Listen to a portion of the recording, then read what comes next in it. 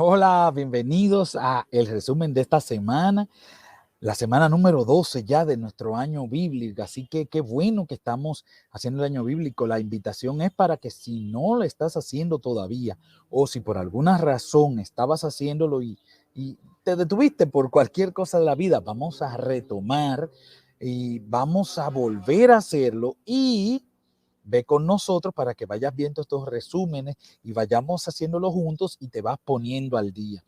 Esta semana estuvo bien interesante porque terminamos el libro de Jueces, un libro con muchas enseñanzas para nosotros y que nos enseña cómo fue evolucionando el pueblo de Israel en la tierra de Canaán, la tierra que tanto les costó llegar y tan fácil, por decirlo de alguna manera, que la desperdiciaron.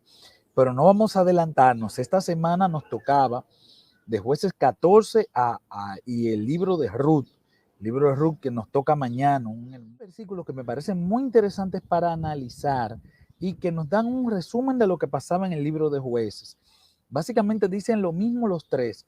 Jueces 17:6, 18:1, 19:1 y el 21:25 nos dicen aquellos días no había rey en Israel y cada cual hacía lo que le parecía. Esto parece hasta como una excusa que el autor pone para narrar los hechos funestos que pasaban y hay que ponerle como una excusa para ver qué es lo que está pasando, porque no puede ser que el pueblo de Dios se esté comportando igual o peor que las naciones que sacaron por hacer esta misma circunstancia, y nos van detallando una serie de degradaciones en la que cada vez llegaron más lejos hasta que al final del libro se puede decir que imitaron lo que pasó en Sodoma y Gomorra.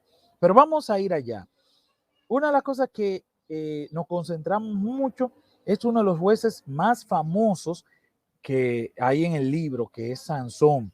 Todos conocemos la historia de Sansón, una que otra cosa, pero aquí vemos que muchas enseñanzas acerca de él le dedican 3 capítulos, de Jueces 13 a Jueces 16. Vemos sus virtudes, su gran fortaleza, pero que tenía una debilidad que no tenía nada que ver con su condición física, sino que su debilidad era simplemente mental, de entrega. Su debilidad era de que él no controlaba sus deseos, sino que quería hacer lo que él quisiera sin importarle las consecuencias.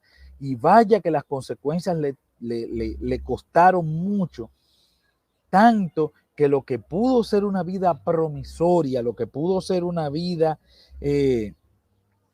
con un destino diferente, fue apaleada por las consecuencias de sus decisiones.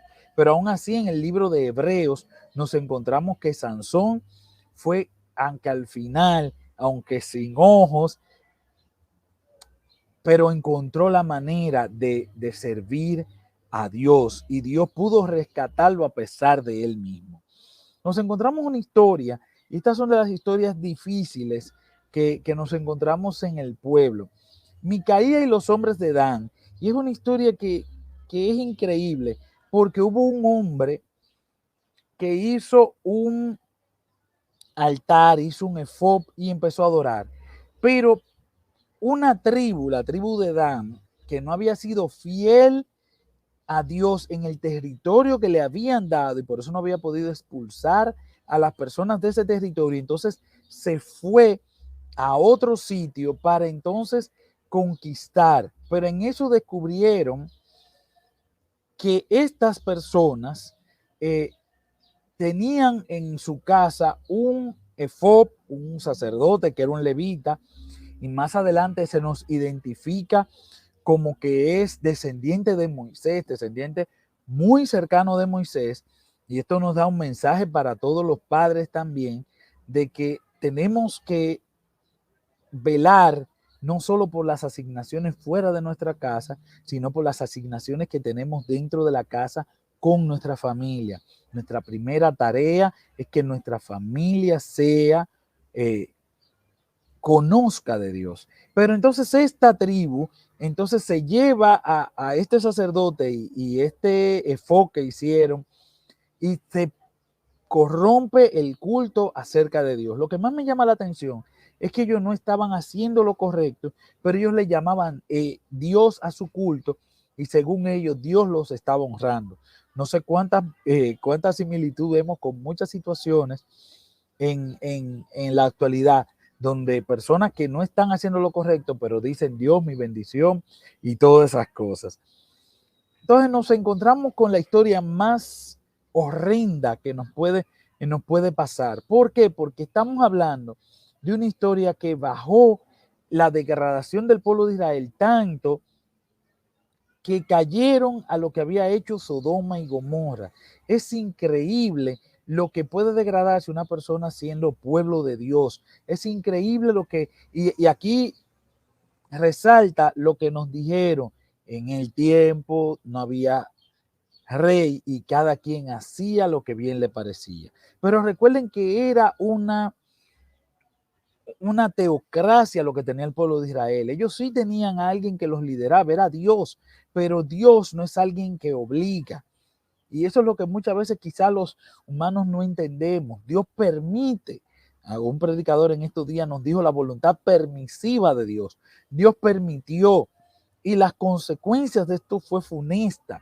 Nos hacen recordar a Sodoma y Gomorra porque un levita llegó a una ciudad israelita e increíblemente ahí hicieron lo mismo que en Sodoma. Fueron muchos hombres malvados a exigir que el levita saliera de la casa donde le habían dado hospedaje para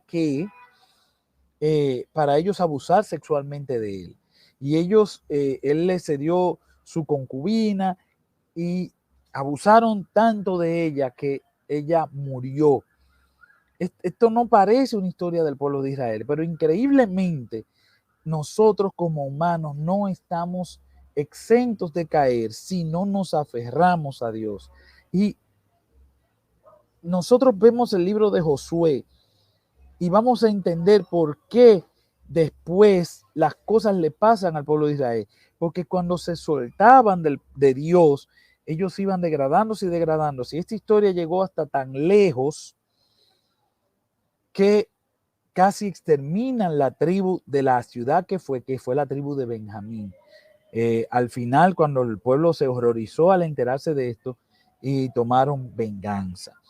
El libro de Ruth es el libro que nos toca leer mañana. Es una historia hermosa, es una historia donde se ejemplifica más que nada el pariente redentor.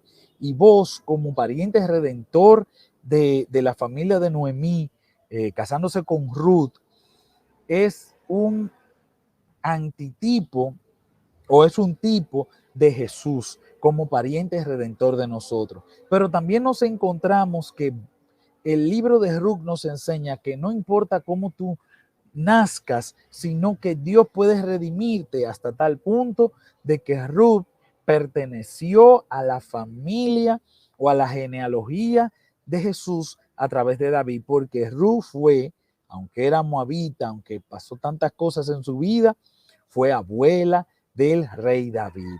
Esta semana que viene vamos a entrar a Primera de Samuel y vamos a llegar más o menos a la mitad, donde ya nos dieron un preámbulo de que se necesita un rey, según ellos, porque ellos tenían, vuelvo y le digo, tenían una teocracia. Así que vamos a seguir leyendo, vamos a seguir aprendiendo acerca de Dios y de su palabra. Te invito a que sigas con nosotros. Si tienes cualquier pregunta, duda, información adicional, te pedimos que nos la hagas llegar a través de los comentarios. Dios te bendiga y nos vemos la semana que viene.